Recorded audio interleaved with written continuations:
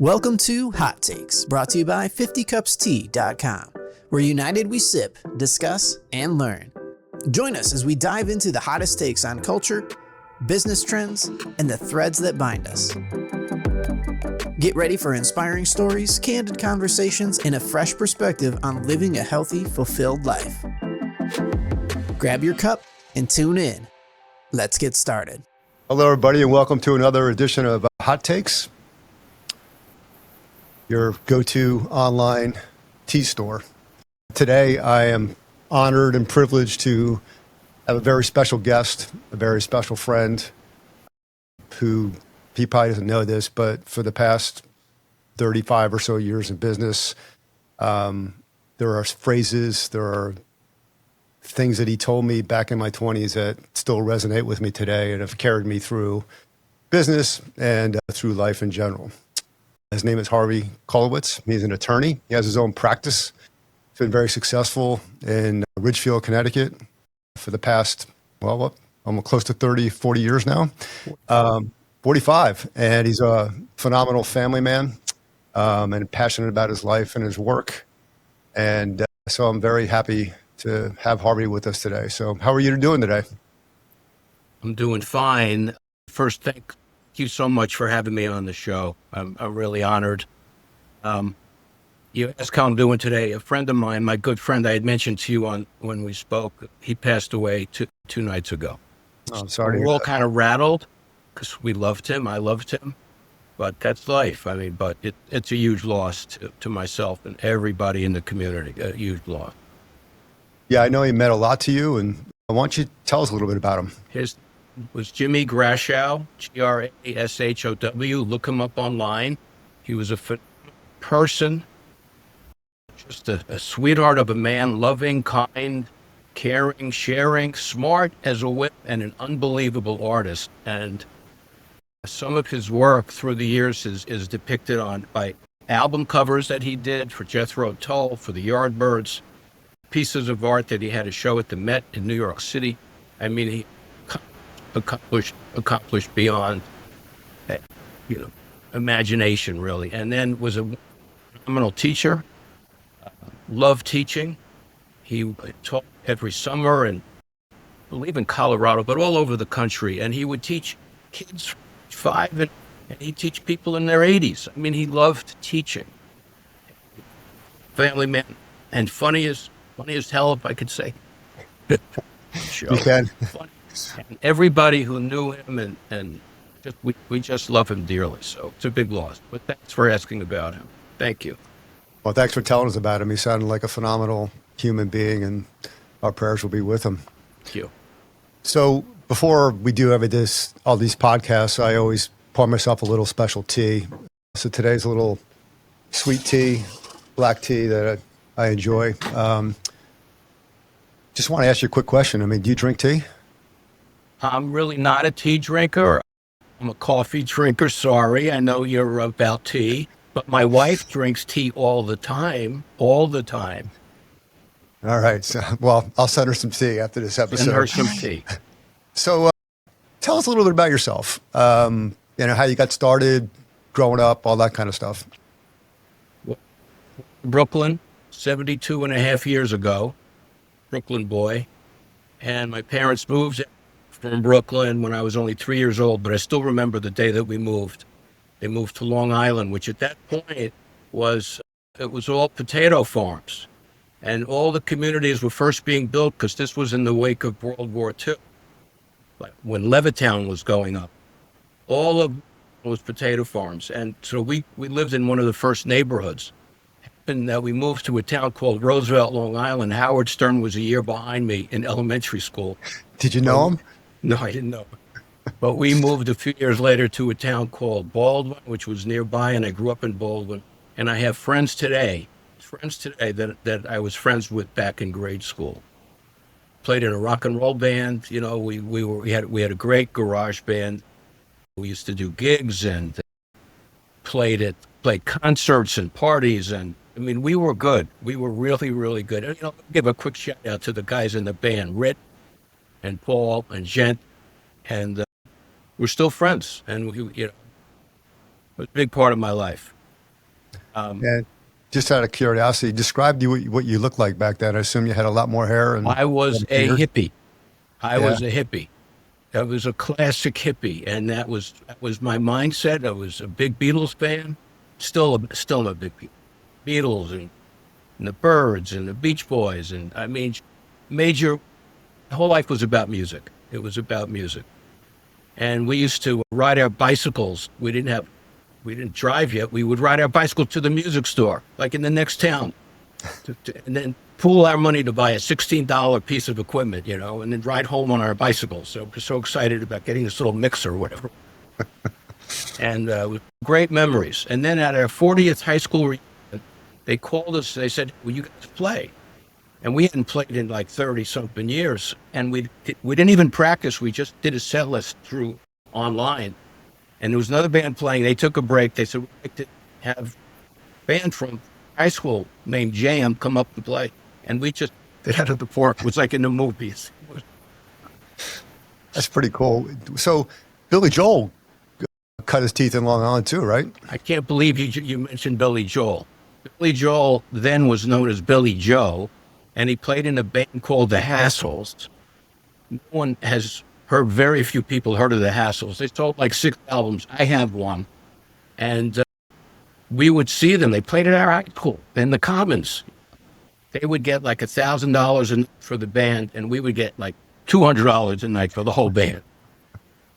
So, but yes, he's from Long Island. He hailed from Long Island. And then when I was in college, I heard one day on the radio, "Piano Man" by Billy Joel, and I said, "Oh my God, he made it. He made it." And I had no idea how high he was going to make it. I mean, he's essentially on the same level as the Beatles. So amazing. So you got this obviously passion and love for music, and you go through high school, you're into college, and then what got you into law? I was in 11th grade. It's funny. A teacher, a social studies teacher, Mr. Nuremberg, up after class. And he said, "You ever think about being a lawyer?" What he heard or saw. I said, "No, we didn't have helicopter parents back then. I'll tell you a funny story in a second about it." I said, "Okay, I'll think about that." So it was always in my mind. And then I had a cousin about 7 or 8 years older than me who did go to law school, who did very well, and in a sense followed in his footsteps. I really enjoyed it. I tell you, law school's a love-hate thing, but overall, I really enjoyed it. The studying and that's what happened. I enjoy helping people. So I enjoy what I do. I'm still working. Like I said, I do enjoy it. So where'd you go to undergrad, and then where'd you go to law school? So I went to Syracuse undergrad. I was in the school. I did 1 semester in Amsterdam, which was very impactful on my life because I was 19. What happened was my roommate said to me, "Hey, let's apply to the program in Amsterdam." So I said, "Great." So we applied. And at first I said, "I don't want to go," but okay. So we applied. I get in and he doesn't get it. I wind up going to Amsterdam without him. And he's still angry about that he didn't get it. Anyway, in Amsterdam, I lived with a Dutch family, and I was 19 years old, and I didn't realize, and we never spoke about, the impact of World War II. They lived it every day. This is about 1971, 72. So World War II was only 25 years before that, 25 years. So they were telling me how the Nazis were in their little apartment, little flat that they had in Amsterdam, and all the damage and destruction that was done to their city and their country. I remember growing up, World War II to us were TV shows, Kogan's Heroes, and McHale's Navy. I mean, it was just, that looks like it was fun. Now, I knew it wasn't fun because my father was in the Army, and most of my friends' dads, their fathers were in the military and in active combat. It impacted his life. He always spoke about the Army. But living in them really brought home the impact of World War II to me. And with your father, was he in Europe or Japan, or was he stateside? He was in the Philippines. He was Okay. in the Philippines, in the infantry.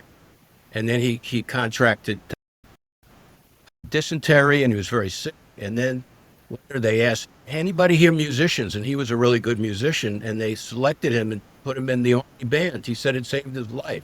Wow. Saved his life. And that is largely responsible for my direction in music. And now my own kids in music, my oldest daughter in particular, they're all good musicians, but she went on to become professional. And it's funny how life impacts you that way, and it kind of rolls along, and things that happened 50 years ago are still going on in your family now. Yeah. Now, when you were over in Amsterdam, I mean, obviously you relived the war in some senses through the family. And what things in particular did you pick up that impacted you for the rest of your life? Oh. Well, first of all, I lost a lot of family in the war, which I learned later on. My grandparents were murdered in the war. In fact, they are depicted in the Holocaust Museum in Berlin. Even as a kid, we didn't discuss these things. It was so fresh. We were the first generation after the war, and it just wasn't discussed.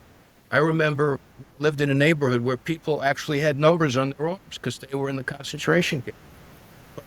You just didn't discuss it. It really wasn't until the movie, Schindler's List, that I remember sitting there and just shaking. And then I was practicing here in Ridgefield, and I contacted the school system, and I said, I want to pay for the high school to see this movie.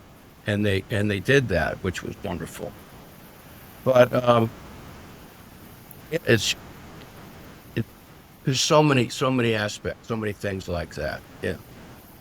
And, growing up back then, obviously it's a different time now where we have to, I guess, lead with our feelings and talk about the past and everything else. And back then it was your dad in particular and that generation, they fought, they moved on, they started the family. It wasn't even discussed. It wasn't discussed.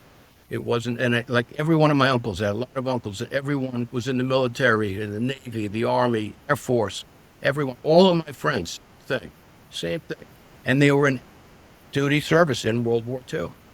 So it was really, and these were the guys that were coming home that had the veterans benefits for the first time, and the VA loans, and housing, like I said, was just going up, and houses were reasonably priced, and cars reasonably priced, and the country went through a major boom when these guys came home. And the girlfriends were for them, starting families, building homes. So that's what I remember seeing as a kid. Remember our neighborhood. Imagine seeing dozens and dozens of houses under construction. So we would ride our bike down there and play in the new construction when the contractors were there. And this was all over, all the towns. I remember seeing it. And you were growing up right around the time of Vietnam, correct? Exactly. So you went to college and that got you your deferral? No, we had a lottery system when I was in college. And so I got a very high number. And it's funny, my roommate, he got a very low number, and he got his number for 20, and he said, Yahoo! And I said, Yahoo! Hey man, you're going to Vietnam. What are you talking about? And he wound up, because he had a problem with his eyes, and ultimately he got 4F or whatever, and he didn't go into the Army. But it was a very troubling time, not unlike different than what's going on now, but it was a very unsettling time in America. I remember as a kid, Robert Kennedy being assassinated, Martin Luther King assassinated, Malcolm X, who I didn't even know who he was, but it was scary. Who's Malcolm X and why was he assassinated? Well, it was like assassination was a norm. And look what just happened last week. I know. I do want to cover that with you later on. So after Syracuse, you end up going to? I went to law school in Philadelphia, Temple Law okay. School. Yeah. And was 3 years in Philly, really liked Philly. And then I had jobs in New York, and then I decided to go to Connecticut. New York at that time in 1979 or so, it was not a good town. It was crumbling. If you remember, there was that headline about somebody to New York, dropped dead or something was horrible. And I remember the city then. It was rough. 42nd Street, Central Park. I mean, you couldn't really even look down the city. So I decided to go to Connecticut. And little by little, got established, and the rest is here we are. Yeah, and how did you pick Ridgefield, by the way? It was just circumstances that started in Bridgeport, and then through an uncle of mine, he said, one of my friend's sons, and you know who it is looking for a young lawyer to join him because he's so busy. So we met, and that night we spoke for like 3 hours and really hit it off. And he's a great guy. And he said, look, I want you to start, Monday. Had he not said that, had he, think about it for a week or two, or think about it for a week, typically he didn't say that. I may have just gone back to New York at that point. I don't know. But that's what happened. It changed my whole life, and it was a great decision. And Yeah, so you came into my life, I think a year prior. My father was a wonderful human being, but everything was a fight, whether he was arguing with a referee or, whatever it was always something going on. And he had purchased a lawnmower from the local hardware store, and evidently some of the accessories or the mower itself didn't work. And I think he tried reasoning with the owner, and he was unsuccessful, and he ended up hiring you, and he ended up having a successful outcome. And then about a year or so later, he was diagnosed with lung cancer, and he passed away suddenly. And at the time, my mom still my brother was still in high school, and I was out of college, and I actually started working with him for about a year. And my mom was working, and I had two other siblings one was actually out of college too, and the other one was in school as well.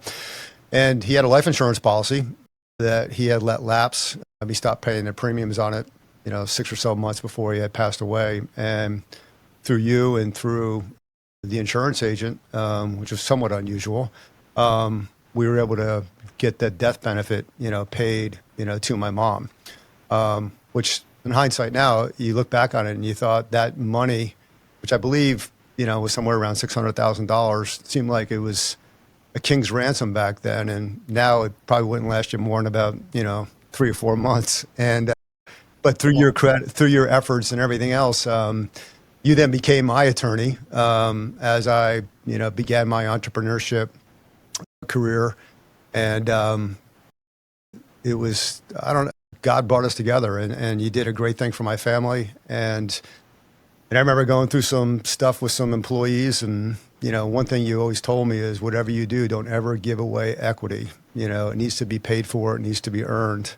And I literally say that today to anybody who asks me for advice. It's probably the first thing I tell them.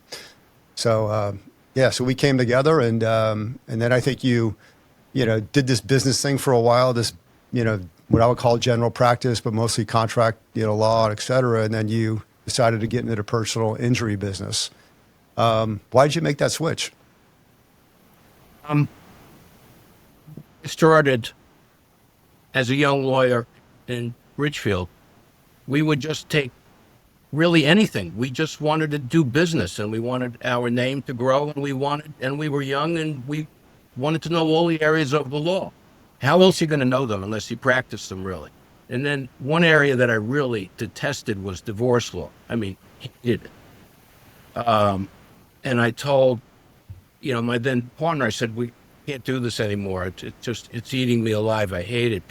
Women show up in the office with a black guy. I mean, come on. In with another lawyer about someone else's. It's horrific. It shouldn't even be law, So I handled a few injury cases, and I did very well with them. And I said, you know what? This is where I want to concentrate. And that's what happened, because now I wasn't looking to some guy's savings account for money, which is what divorce lawyers do, or looking to their retirement for whatever it is, that had people with a substantial amount of money available, the people who are in my opinion, entitled to it if they were seriously injured. Look at what happened in your father's case, where they weren't paying. And we proved that effects of the cancer is what prevented him making the decision to pay his premium. He was getting lost on it, and things couldn't find his way home. And we were showing his decision making was off, and they were good company, and they stuck to the plate. Yeah, because unbeknownst to us at the time, he was originally diagnosed with lung cancer, but it already metastasized to his head. Yes. And he had, 4 brain tumors. And, back then it was obviously a tragedy that he went so fast because you never really had a chance to say goodbye. But in hindsight, seeing all the people, suffer, these long-term debilitating endings sometimes, it actually was a blessing that he went so fast. Yeah. So you get into the personal injury piece of it, and then you have to extricate yourself from your law partner. And I know you're friends as well, so kind of walk us through that. How did that go? That's rough. I mean, anytime a business breaks up or a partnership breaks up, it's rough. And it was rough.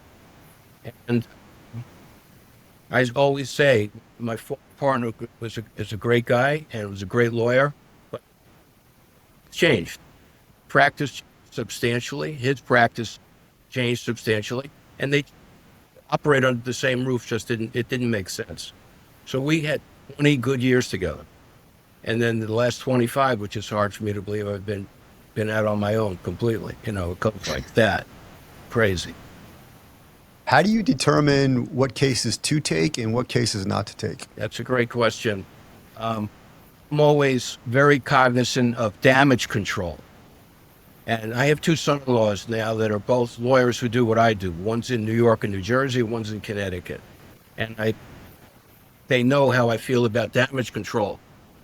You have to really have radar to make sure you want to have this client, because these cases go on a minimum of a year, sometimes 2 years and longer. And you want to have somebody who you can trust, because some people have gotten through me that way, and then I find out in court later that they were lying, and then I've wasted a lot of time. You have to have good radar, and then you have to believe in their case. And when elements come together, I take the case and I will work on it diligently and do everything that's necessary to get a good result, whoever my client is. And in the last few years, I've been able to take fewer but stronger cases that I want to pursue. And law firms will be to take the that I don't want to take right now for whatever reason, or even my son-in-laws will take the cases. That's how it works. But I'm very, very careful on what cases I take. When you mention damage control, what do you mean by that? I mean, person, and I have to be comfortable with the client, that honest with me, not exaggerating, that they're truthful about their past history. We need people who are honest. Here's a hot take on some 50 Cups tea. Green tea is known to have a variety of benefits, as it contains polyphenols, which helps with lowering inflammation in the body. It also contains L-theanine, which is incredible for cognitive function and mood, and catechins, which support a healthy heart. Polyphenol antioxidants work in aiding weight loss, and the antioxidant properties in polyphenols also kill cancerous cells, stopping them from growing, which green tea has the potential to fight cancer. Visit 50cupstea.com to find out more. I know you go through probably a diligence process with your potential clients, but do you have like a secret sauce or a sixth sense, so to speak, that detects whether or not you're going to move forward with that client in most cases? The thing that I do have, and people who have been practicing as long as I have in this field, a client comes in and we could pretty much see entirely what's going to go on for the next year and a half, 2 years. we see it, we feel it, we know it, and what they're going to have to do and what's going to help them, and we know we have to go through the process now. So, but that comes with experience. You can't. That's just from handling so many cases. I've handled in the thousands of cases, just of injury cases, and things tend to. You see the patterns, and things repeat, and you can cull from that facts that they can use to help them in their own case, or to be able to steer them that this could happen or this could happen, and I had a previous case where this happened, so they could learn from that and get the benefit of that. Yeah, I think from my experience with you, and again, it was when I was younger, but what I loved about you is when you're brutally honest. You didn't just give me what I wanted to hear. You told me what I didn't want to hear sometimes. But I always felt that you were like my older brother. You were in the corner with me. And as a result, for me at least, I didn't want to let you down. I didn't want to, not be 100% truthful with you. And so I'm you're probably too humble to admit it, but I think that's your secret sauce probably in a lot of situations where, people trust you and they don't then want to disappoint you going forward. Thank you for that. I want to say what I remember about that case and working with you is your mother was now a widow and you were so young and you were the head of the family. You were the head of the family and like, oh my God, what do I do now? You were going into your father's business. You had a lot on your shoulders, and it reminded me, and we never spoke about this before. I can tell you now that my dad was about 19 or 20 years old when his father died, and he had to jump into the business. My father wanted to be a chemical engineer. He loved science. He was really good at it. And then he had to jump into a pamphlet bookbinding business in Lower Manhattan. He didn't know about it. But people liked his father so much. His name was Harry, who I'm named after. That even the competitors came in and taught my father, his name was Jack, how this business works. He did. Why did he do it? He had to support his mother and his younger sister. You were in a real similar situation at that age, and he did. Yeah. Oh, thank you for that. And I think sometimes when you're too young, you probably don't know the totality of the situation, but you just go forward. And if you have people in your corner, and I knew you were in my corner, then it became easier to do that. Yeah. At the same time you're being successful as an attorney, you're also being successful in your family life. So describe your family to us. I have a wonderful, wonderful wife who's like blessing from God. That's how I look at it, seriously. We have 3 great kids who are all married. Our son just got married like 2 weeks ago on Block Island. Our daughters have great husbands. I love my son-in-laws. Guys, Elliot, Dan, I love you guys. I think that's important, to tell people you love them. And we say it all the time. And to my new daughter-in-law, Anne Marie, love you. And our kids, love them. And our grandkids. What makes my day now more than anything? Seeing my grandkids. Seeing my grandkids, sitting down, reading a book, talking to them, playing the piano with them. Whatever I do, that's my life. My life. Why I'm working, it's just, I enjoy working. But continue to work for my family. Sure. I think also too, and you hit it before, and I feel the same way. I said this at my daughter's weddings, that there's no greater, I think, institution than marriage. I couldn't have done what I did without a supporting wife who was a phenomenal mom. And she's also probably like your wife. When you're going off the rails, she puts you back on the rails. 100%. 100%. Sometimes not in a nice way, but she puts you back on the rails. There's no question. No question. And everybody should do it. I mean, that's how I feel about it. And I'm thankful, like you have all 3 married. I have 3 out of 4 married at this point in time. And also love my son-in-laws and my daughter-in-law. And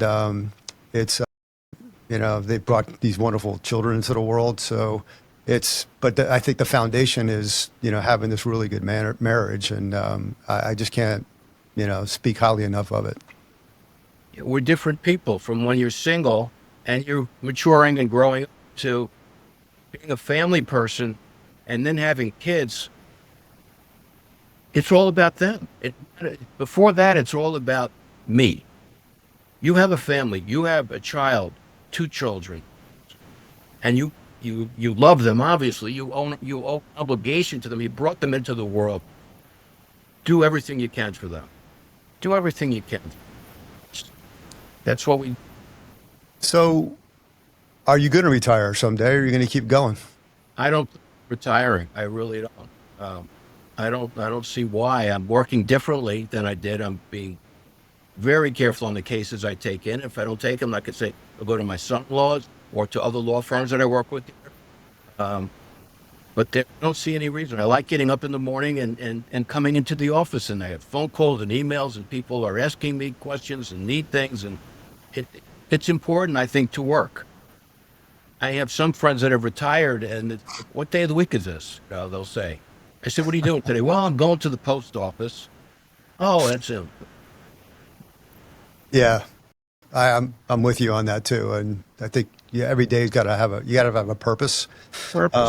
Sometimes that purpose could be recreation for a day, but most of the time it's got to be something that's greater than that, and otherwise I think we just get bored. But no question. And I still play music. I told you I was in the rock band.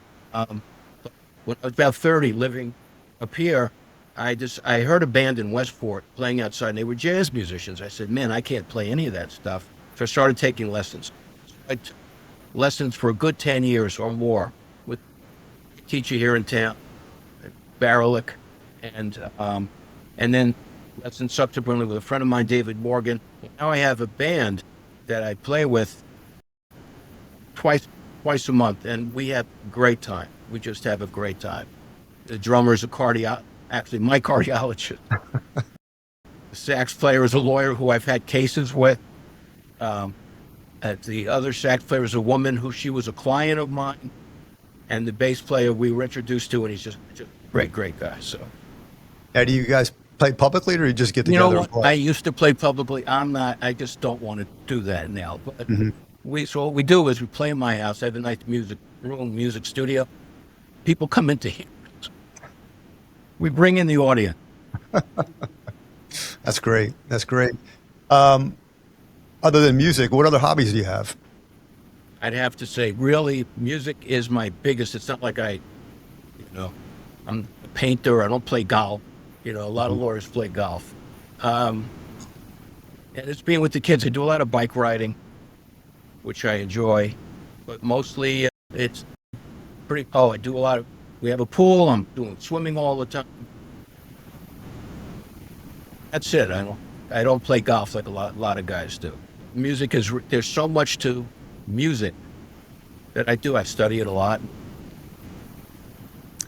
So we do a little bit of in this podcast, always a hot take, and you just reminded me of a hot take right now.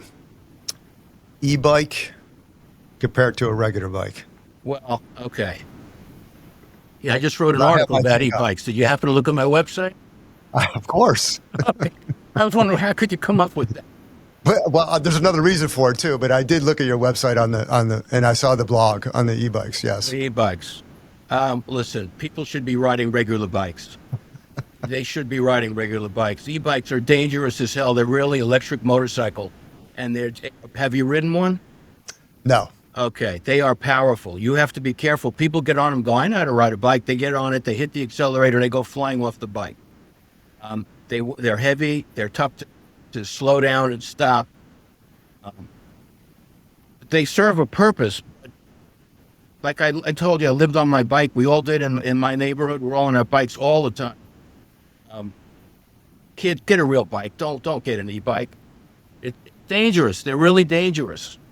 And I see them around here. And the kids driving around e-bike, no helmets, and it's a bad thing. And this most recent case that I'm finishing now was a kid on an e-bike in town, hit by a car, and he was very, very seriously injured. And I'm just getting the case wrapped up now, in the process of it right now. So I have two takes. One, the souped up e-bikes, which I'll call them, they look like mini motorcycles almost. Those things go like 30 to 35 miles an hour. They fly. They fly. And I have the privilege to go down to Florida, usually in the wintertime, for a couple of weeks. I don't spend the entire winter down there. But I ride my bike on this big sidewalk along the water, and people have these e-bikes, and I think they're going to work, or they're enjoying a leisure activity, but they're flying down this thing, and I'm thinking, they hit me, I'm finished. I mean, that's the bottom line. And there are a lot of accidents now with e-bikes. But you were asking me, saying hot takes. Yeah, right. So that's your hot take, and my hot take on for the souped up e-bikes. I'm 100% against them. That's a hot take of mine. I think they're not that I'm a regulation person, but I think there's too much power. Now, my wife and I take bike trips every once in a while, and we usually go through a company called Backroads. And this summer we went to the San Juan Islands outside of Washington State. And I've noticed there was 18 people on this trip. And 5 years ago when I went, if those same 18 people were there, probably 14 of us would be riding on regular bikes and 4 of us would be on e-bikes.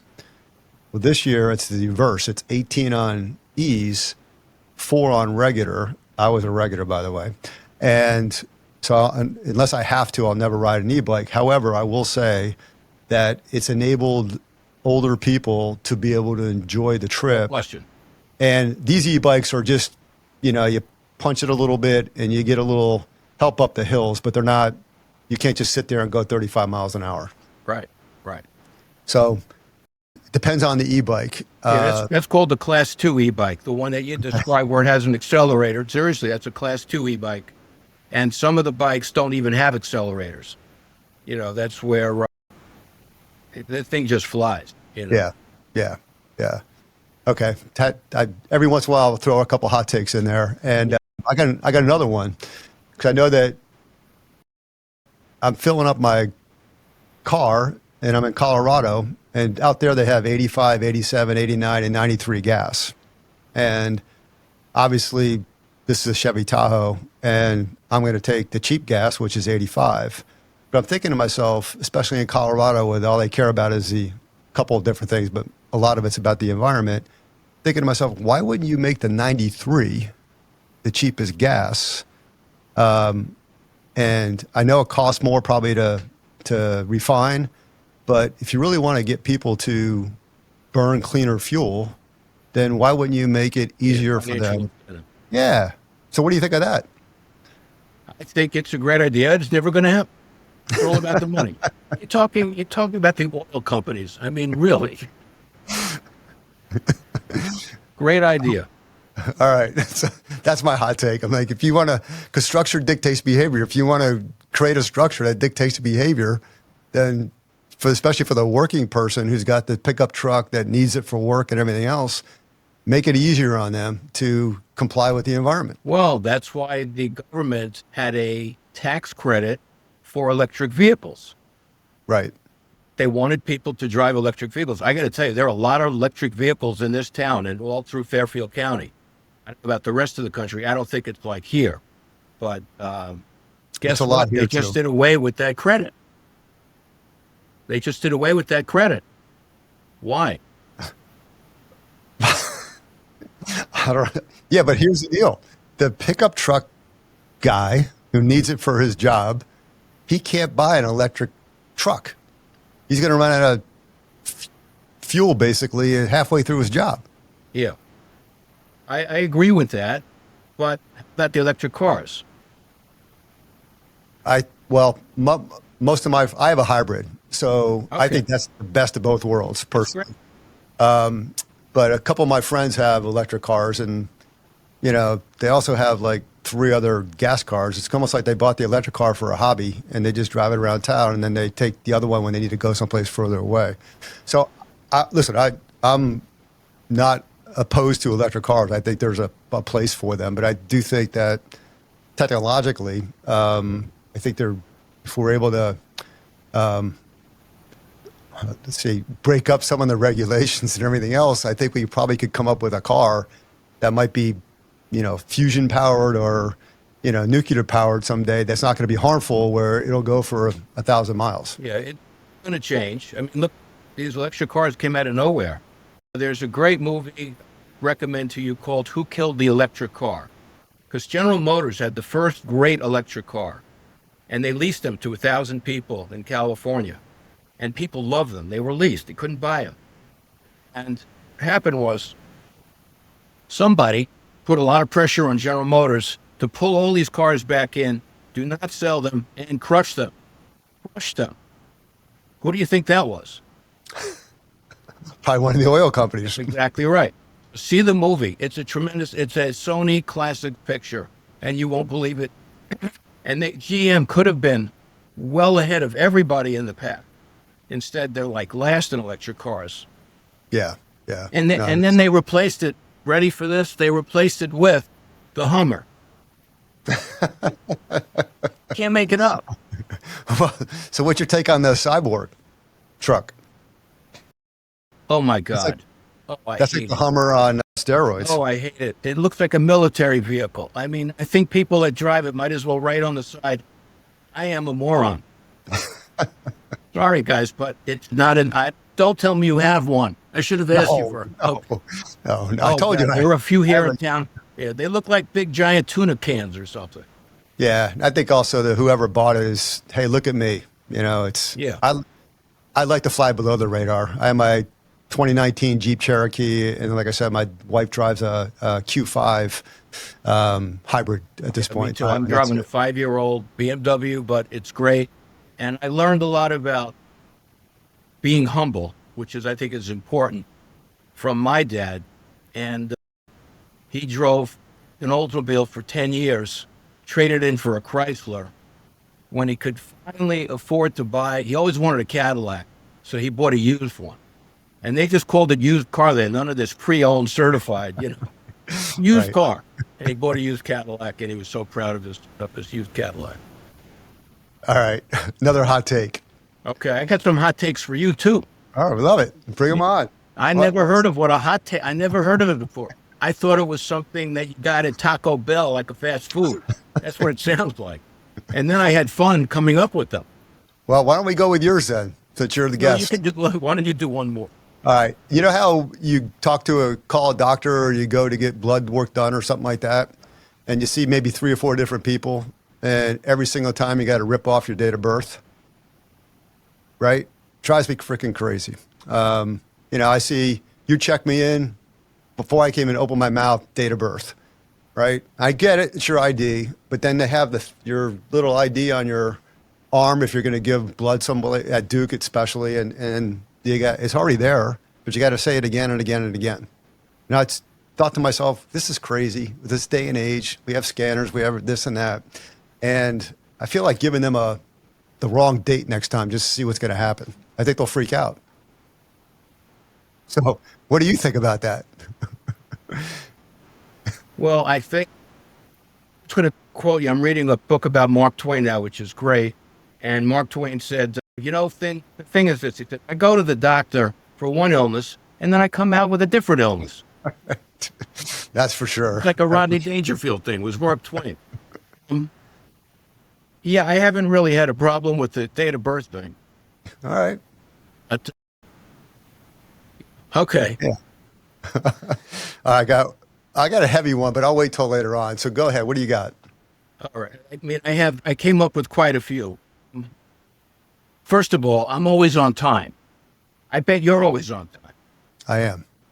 I hate when people aren't on time.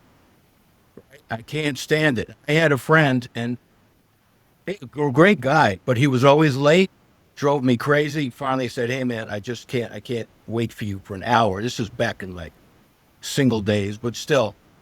So to me, being on time is like super important. 100% agree. And I think you being late shows me that you don't respect me. Correct. I tell my kids that all the time. Correct. Very super important. If I'm late, there's like a major reason for it. I was watching The Simpsons, and he was running for mayor, and he's on the podium. There was going to be a debate, and his opponent comes running in, and he says, I'm sorry I'm late, he says, but my brakes failed. And Homer Simpson says, well, if that's the case, you should have been here early.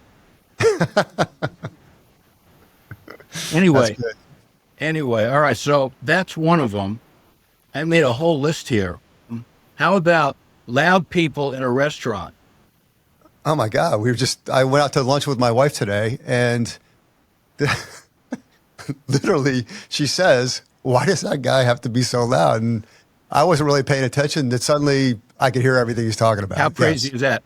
And then typically it's somebody who's right behind you and so freaking loud, but you can't see him, or at the table facing you, and now you got to see him and hear him. Yes. And sometimes it's a guy who's like 5 tables away, and they're thinking, come on. And it gets worse when they're throwing the F-bomb around the entire time. Oh my God, yeah. Oh my God. I'm just going to go through a quick few because I know. How about men who wear heavy cologne? Yeah. Okay. All right. That didn't. I've had it where a guy comes in, like for deposition. I've got to sit here for 3 hours. I almost think it's a tactic to throw me off course. I can't stand it. How about people who are jogging? And in this town, I see it all the time, wearing all black, and these are curved, winding, and then they got earbuds in, right? And you got cars coming, and everybody's looking at their 12-inch screen because they don't know what's going on in their car. Bad combination. People, if you're gonna jog or you're gonna ride a bike, wear bright colors. You know, you're not the center of the universe. They think they are. Well, I know I'm here, so everybody. No, we don't know you're there. Especially coming around a curve here in town, you're wearing all black. Come on. 100% agree. Especially if it's obviously still dark out. That's a big problem. On top of that, the bigger hot take for me is the person who is jogging, riding, and speaking on the phone to somebody else. And I'm thinking, impressive they could do that because they could talk and breathe at the same time, but also classic disrespect for the person on the other end, because you got to put up with all the extra noise and everything else and distractions and I'm thinking to myself, you can't wait 30 minutes to make a phone call? Yeah. So yeah. I'm with you. Yeah. Or walking up and down the street, especially like in Manhattan or any place, everybody's on their phone thinking, what would Norman Rockwell do if he was painting a picture today in, West Stockbridge, beautiful Main Street? It used to be all these scenes right around town. Now everybody's going to be on their phone. It's going to ruin this whole painting thing. I don't know how he would do it. That's right. I used to do a lot of bike riding in New York City. Take the person you described, everything they were doing, but then he had a cigarette, and then they were smoking a cigarette. That's hilarious. All right. My turn? Yeah. People that have blacked out windows in their car. Yes. I thought that's illegal. Isn't that? It's illegal, but nobody enforces it. And you're at a intersection, and you're looking at them. You can't see if they're looking at you or what. You just want to be able to wave them. Drives me nuts. How about the loud muffler on a motorcycle? Oh yeah. Or a car? Yeah, or even on like certain Hondas, the kids put these loud exhaust pipes on. How about people who tailgate? Drives me crazy. I mean, really drives me nuts. Very dangerous. You're not going to get there any faster because the car in front of me you're going to have to follow them. My father he had a bumper sticker on his car. Imagine he was in his 80s at this point, and a big old Lincoln that was like 25 years old, and he had a bumper sticker and it said, "Keep honking, reloading." My son always got a kick out of that. And I do think, to that point, I think a lot of drivers they assume the car in front of them is the one that's at fault, going too slow. And if they just would look through their and look at the light, untinted glass, look at the lights, or see who's in front of them. Because I will confess, I don't tailgate, but I've been guilty of, why is this guy going so slow? But then you look and you see, well, it's not him. It's the car's in front of him. Yeah. That's fair. Along with the loud people in restaurants, how about loud laughers? Like I even have some friends, like when they laugh, I can't tell them because maybe they'll hear this and hey, that's me. They laugh so loud, it hurts. Yeah. It's like chalk on a blackboard. I agree. Yeah, like chalk on a blackboard. Yeah. That's a big one. And the other thing is to get away from cars, the scammers today. I mean, everything is a scam. I figure half the country is working, like what we do and work. Half the country's out scamming. Yeah. Like they steal from everybody and from every company and pilferage from Amazon. I understand they order something, return it with something else. Everything's a scam. The phone calls we get here and the texts that we get. I get messages, emails that I have some uncle in Kenya who left me $50 million. All I have to do is fill out this form, like with my social security number and my credit card number and date of birth, and send $75, and I'll get my $50 million. Yeah. No, and those are, you could kind of identify now, but it's the ones that come through on your phone from, it looks like it's coming from Amazon. They have the logo on it. Yes. You know, and I don't respond to any of them. I just delete them, but that's it. Yeah. Yeah. But, you know, there's my mom, you know, there's others that they believe that stuff. They get, oh my God, did something go wrong with Amazon? Now click that thing. And then suddenly they're giving credit card information out and, you know, they're out hundreds of dollars. Give you an interesting example. My mother's 99 years old. She's in Florida. My son's in Vermont. She gets a phone call and the person says, and how they put this together, I don't know. Person says, Grandma, it's Ricky. I was drinking and driving and now I'm in jail. I need $3,000. So she says, call your father. He's a lawyer. And she hangs up the phone. I said to her, Ma, how'd you know, it wasn't him? She said, because he never calls me Grandma. There you go. All right. I got one last one, and this is kind of heavy. And this goes back to what we talked about, I guess, in the beginning of this podcast. And that I have a super hot take right now with the lack of respect for life in our country.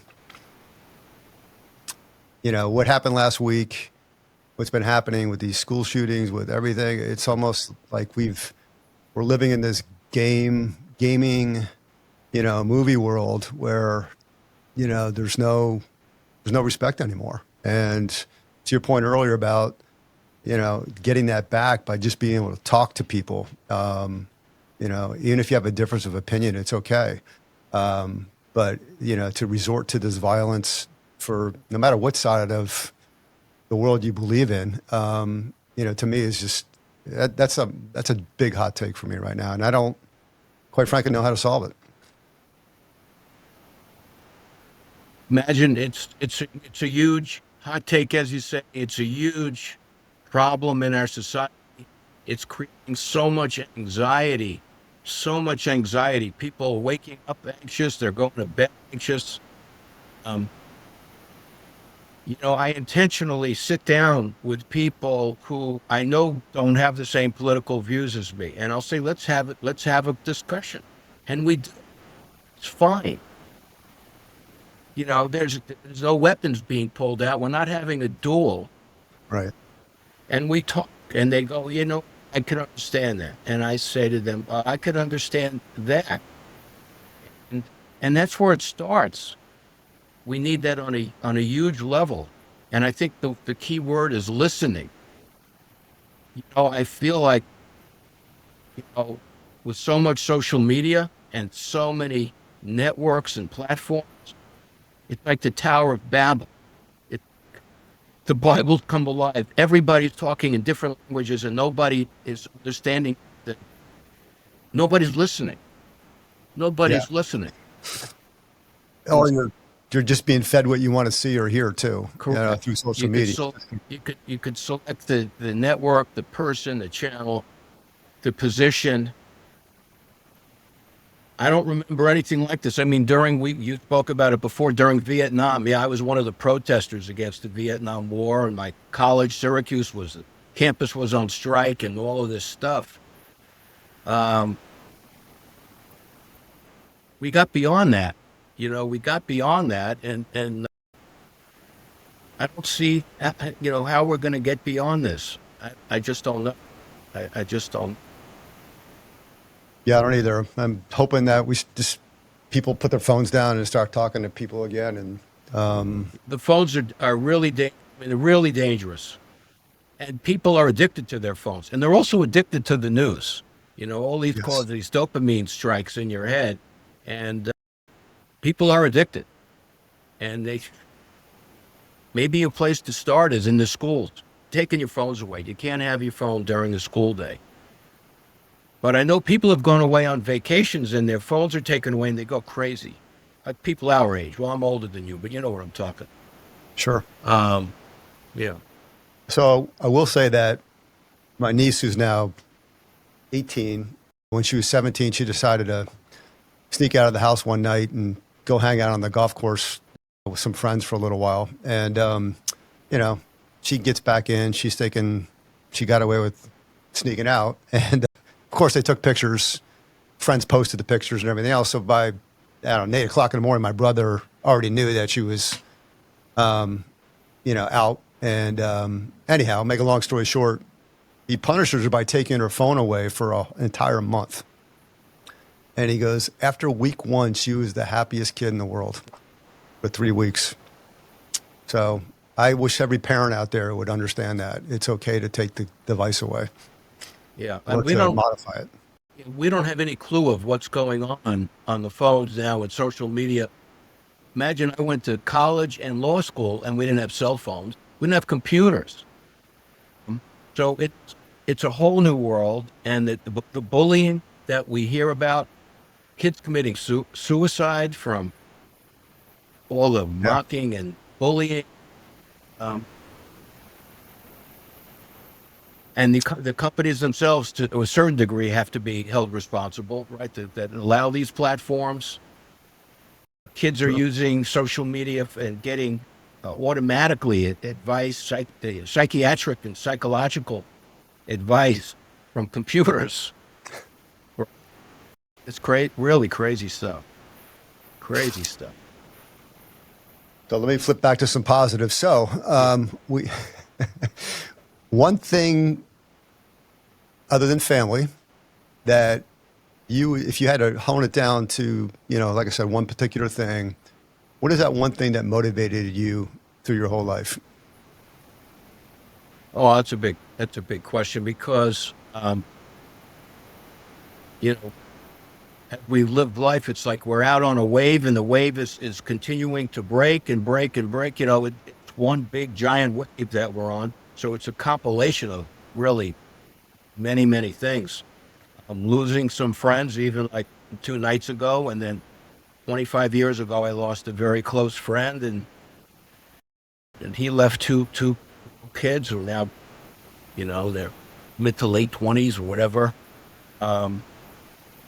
Just the experiences of life. I mean, the experiences of life. As a lawyer, when I see people treated unfairly, with what I do by big insurance companies, that gets me riled and gives me the incentive to do what I have to do for them. Just finished a case for an older woman in Ridgefield who was struck by another car. She was in her car. Terrible, terrible injuries to her. And she had what's called uninsured motorist insurance, which covers you if the other driver didn't have enough insurance. And her insurance company wouldn't pay it to her. Why won't you pay it to her? Well, because she didn't fill out the application correctly. Well, the application was filled out in 2009. I said, well, I demanded the application, got it, went through it.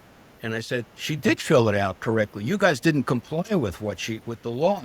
We had a big battle over this. And ultimately, they paid her what she was entitled to under her policy. But for big companies to do stuff like that, it's wrong. Because, I know why they do it too, because 9 out of 10 people or more than that, they would say, we're not paying. And they go, oh, okay. Right. And they walk away. What happened was her son, who was a lawyer, he contacted me and I handled it for them. And we were all happy how it worked out. But those are the kinds of things, injustice. I mean, when I see it and I could do something about it, that's a driver, I would say, in my life. There, other things like that. That's good. That's a good one. That's a big one. So in closing, we always ask our guests to give us 5 pieces of advice, 5 takeaways you want the audience to, listen to. Okay. Hopefully make, so I the thought about floor is this. yours. You have great questions and great concepts that you're hitting a lot of big notes here. Everything you're touching on. One thing I want to your 18 million viewers out there. Are you about 18? This is something that I've done and I've had family members do, and I'm going to suggest to especially as you get older, sit down and take the time to write a letter to your family, just of what your assets and what your liabilities are, and who has what in terms of who your stockbroker is and who your accountant is and who your lawyer is, names, phone numbers, account numbers.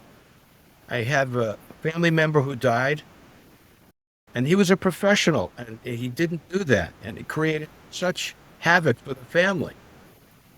So do that. That's one piece of advice, lawyerly advice that I'm giving you that I think can really help you and your family out, be appreciated. Because when that day comes, everything is going to be in chaos, havoc, and at least try to make it smoother for your family, and they'll appreciate that. So many other things that you should know about. Check your car insurance, just to know what uninsured motorist insurance is, know what your coverage is on liability. $100,000 is not enough. And don't cheapen out on insurance, because you get what you pay for and you pay for what you get. Make sure to have good underinsured motorist coverage insurance. That's the coverage that just helped that old lady I was telling you about.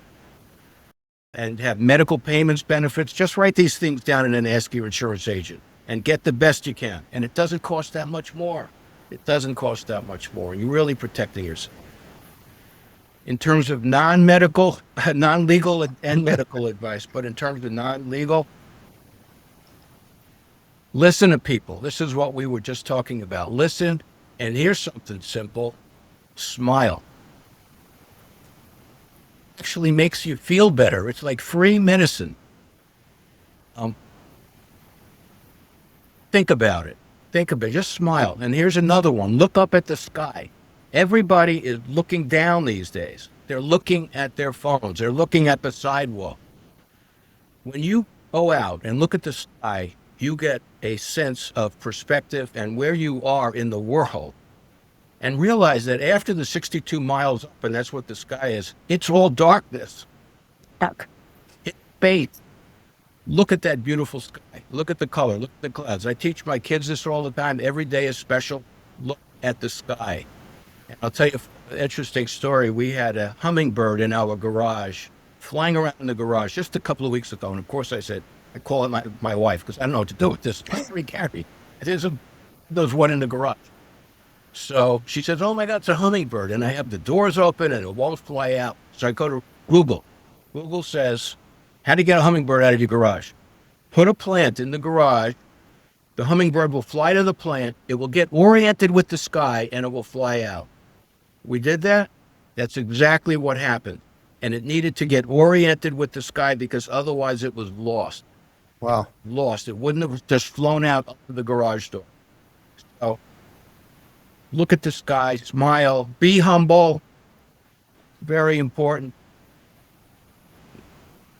Be humble. Don't be that loud guy in the restaurant that's screaming across the whole restaurant how much money you have. So the simple things that really could make life much more meaningful. Simple thing. Well, this is great. I really enjoyed talking to you today. I wish Likewise. maybe 10 more years we could do it again. And do it before then.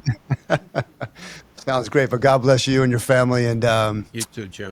we'll stay in touch. Thanks for joining us on Hot Takes 50 Cups.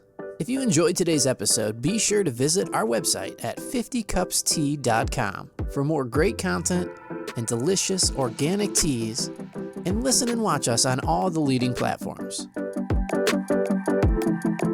Stay connected with us on Instagram at 50cupstea, YouTube, and TikTok. And don't forget to subscribe, leave a review, and share with your friends. Until next time, keep sipping and stay united.